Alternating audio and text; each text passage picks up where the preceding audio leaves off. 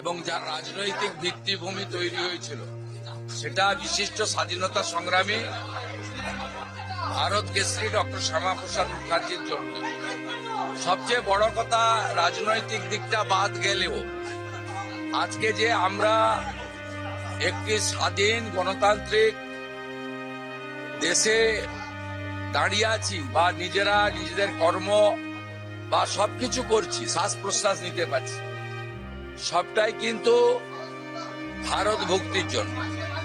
1947 সালের 20 জুন যদি বঙ্গের এই প্রান্ত অর্থাৎ পশ্চিমবঙ্গ ভারত ভক্তি না হতো, যেটা সম্ভব হয়েছিল ডক্টর শ্যামাপ্রসাদ মুখার্জি এবং ভারত সেবাশ্রম সংঘের প্রতিষ্ঠাতা স্বামী প্রণবানন্দের লড়াই।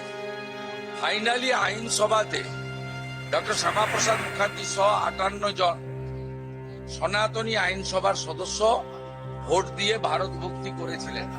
তাহলে আজকে আপনি আমি কেউ এখানে দাঁড়িয়ে থাকতে পারতাম। আমাদের পরিণতিও আমাদের বাংলাদেশে থাকা ওই দেশের সংখ্যালঘু হিন্দুদের মতো হতো। একটা সময় ডক্টর শ্যামাপ্রসাদ মুখার্জি বলেছিলেন যে কংগ্রেসের নেতাদের, তোমরা দেশ ভাগ করলে আর আমি পাকিস্তানকে ভাগ করলাম, অর্থাৎ পশ্চিমবঙ্গের সৃষ্টি হয়েছিল। আমি নিশ্চিতভাবে ক্যাবিনেটে রাখবো, বিধানসভায় রাখবো।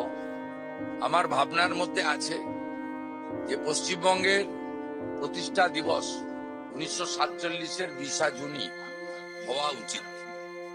আমার ভাবনায় আছে, আমি এটা ক্যাবিনেটে এবং বিধানসভায় নিশ্চিতভাবে রাখব। ইতিহাসকে বদলে দেওয়া যায় না।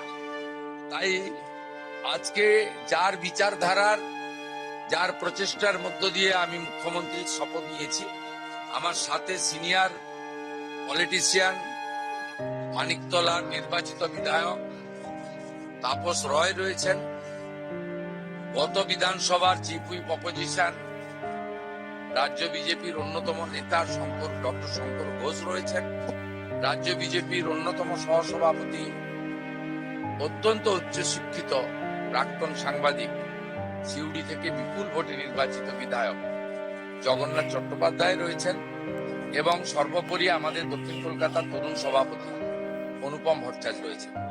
আমরা সকলে আজকে এখানে এসেছিলাম এবং আমার সঙ্গে শ্রমিকদা সকাল থেকেই ছিলেন। শ্রমিকদা আমাকে বলছিলেন যে তুমি আজকেই ডক্টর শ্যামাপ্রসাদ মুখার্জির বাড়ি থেকে ঘুরে আসবে। আমি শ্রমিকদাকে আরো অ্যাডিশন করে বললাম ডক্টর শ্যামাপ্রসাদ মুখার্জির বাড়িতে যাব, সেখান থেকে উত্তম কুমার তাদেরও স্মৃতি যুগ। আমরা বাংলা বাঙালি সংস্কৃতিকে পুনরুজ্জীবিত করার জন্য সবাই মিলে একসঙ্গে কাজ করব। সবটাই চিন্তা ভাবনার মধ্যে থাকবে। একটু সময় আমাদের